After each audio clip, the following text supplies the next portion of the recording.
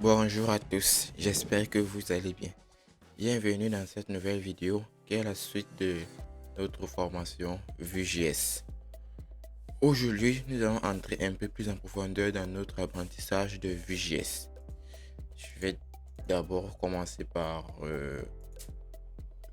ouvrir le projet que j'ai créé la dernière fois, notre projet Vue.js.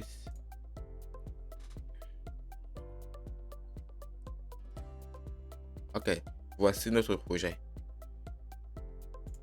Je vais aller au niveau du terminal. Je vais me créer un nouveau terminal.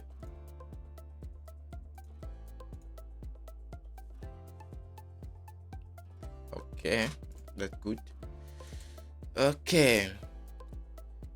déjà ce qu'il faut savoir c'est que avant d'exécuter notre projet Vue.js de votre côté, normalement vous ne devriez pas avoir cette coloration syntaxique parce que nous sommes à l'intérieur d'un fichier .vue.js et par défaut VS Code ne reconnaît pas les fichiers avec l'extension .vue.js. Ce qu'il faut faire pour que cette coloration syntaxique apparaisse, c'est installer un certain nombre d'extensions VS Code. Pour ce faire, vous venez sur cet onglet, vous recherchez Vecture. C'est l'extension par défaut lorsqu'on fait du développement Vue.js. Une extension très populaire, très recommandée et qui est supportée et maintenue par les créateurs de Vue.js. Voici cette extension, vous pouvez voir là qu'elle a été téléchargée 13 millions de fois, plus de 13 millions de fois. Moi je l'ai déjà installé, donc chez vous, vous devrez avoir un bouton install, vous cliquez dessus. Et qu'est-ce que cette extension propose en termes de fonctionnalité? Là, nous pouvons voir au niveau de Feature Syntax Highlighting, donc coloration syntaxique, sémantique, snippet, emmet, linting, formatage, IntelliSense, debugging. C'est vraiment une extension très populaire et incontournable lorsqu'on fait du développement Vue.js. Donc après l'avoir installé, vous allez juste reload votre interface, votre VS Code et normalement vous devrez avoir cette coloration syntaxique. Après d'avoir installé Vecture, vous devrez également installer cette extension Vue VS Code Snippet. Vous recherchez juste cette extension et vous l'installez. Celui-ci a été installé plus de 2 millions de fois. Et en fait, cette extension a pour but de proposer un certain nombre de snippets de commandes pour faciliter par exemple la création d'un composant ou la création d'un état réactif, etc., etc. Vous pouvez voir là au niveau de template snippet, rien qu'en utilisant par exemple la commande v4, on peut créer une div réactif. Avec VBS, on peut créer un single file component. Vraiment, ça propose un ensemble de snippets pour faciliter la création d'un certain nombre de choses. Si vous l'avez installé, vous pouvez venir au niveau de votre fichier app.js. Déjà, supprimer ceci. C'est juste pour un test, nous allons faire un CTRL Z. Et si on saisit VBS, là on peut voir que cette extension nous propose un ensemble de commandes. Si on clique par exemple sur VBS, ça a automatiquement créé un composant, un single file component avec template, script et style. Donc on peut revenir à l'état initial. Ok, maintenant que nous avons installé nos extensions sans problème, nous allons exécuter notre projet Vue.js. Pour l'exécuter, la commande elle est simple, nous l'avons vu la dernière fois, elle se trouve dans le package JSON. npm run dev.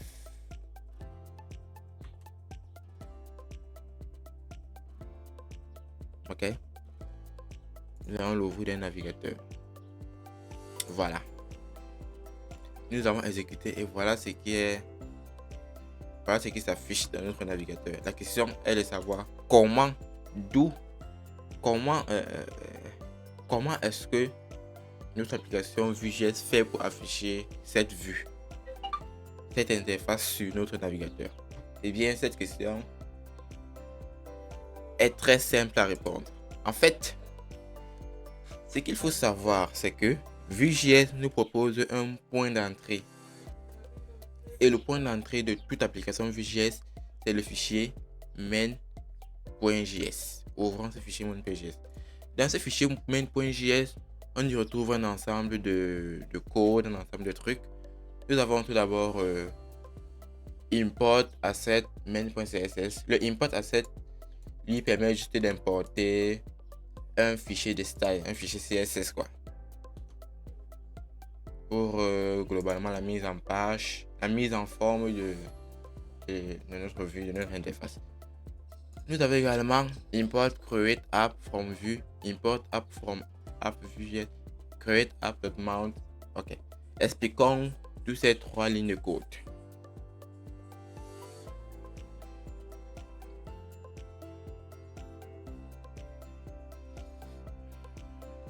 Import create app est une méthode qui va nous permettre d'instancier, qui va nous permettre de créer une instance de notre composant Vue.js. App est un composant Vue.js, c'est le composant racine de notre application.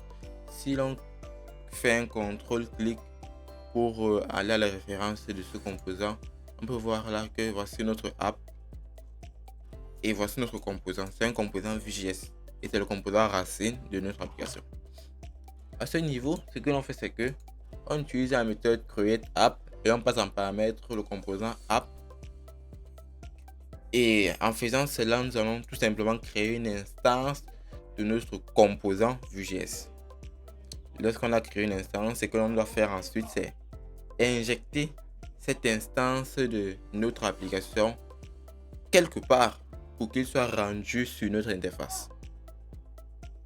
Et pour le faire, on utilise simplement une méthode que l'on appelle méthode mount. Mount en français, c'est monter. Donc, ce que l'on fait, c'est que l'on monte notre composant Vue.js ou du moins, on monte l'instance de notre composant Vue.js sur notre interface. Et ce mount prend en paramètre où est-ce que le composant doit être rendu sur l'interface. Donc là, on peut voir que le mount prend en paramètre un ID app. Cet ID nous permet de sélectionner la div dans laquelle on veut injecter notre composant ou du moins notre interface. Ok? Où est-ce que se trouve cette ID? Elle se trouve simplement dans notre fichier index.html. Si l'on entre dans ce fichier, on peut voir que on a la structure de base d'un code HTML et dans notre div on a un ID app. Donc nous allons tout simplement injecter notre vue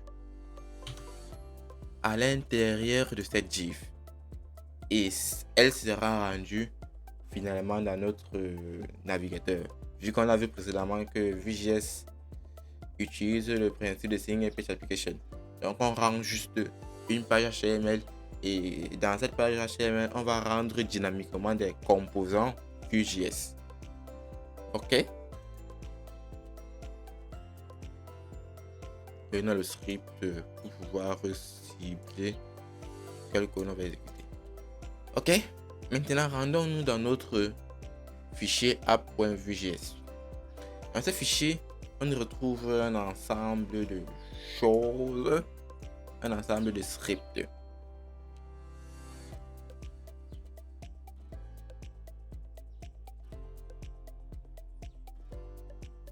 Il faut savoir que Vue.js utilise comme fichier de base le fichier .vue.